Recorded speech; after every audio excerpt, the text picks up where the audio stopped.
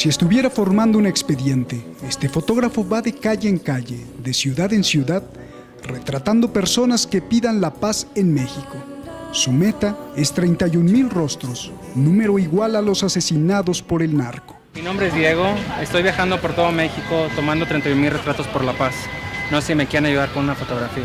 Les da una paloma de la paz, hace clic y la sube a las redes sociales en internet para presionar a las autoridades, para sensibilizar a los criminales y para unir al pueblo en una sola voz. A través de estos 31,000 retratos lo que busco es crear una conciencia colectiva que nos haga ver que tenemos que empezar el cambio por nosotros mismos. Su proyecto se llama 31K, Retratos por la Paz, y es gratuito.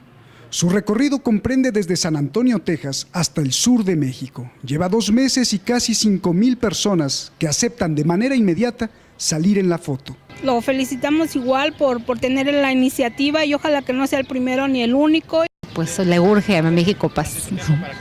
Pero la hazaña más grande es que estas fotografías las colocará en tamaño gigante en las calles y barrios más violentos donde los sicarios asesinan gente. ¿Tú crees que estas fotografías sensibilicen a los narcos? Esperemos que sí, porque sea quien sea, tiene hijos, tiene hermanos, tiene padres, tiene abuelos, tiene amigos.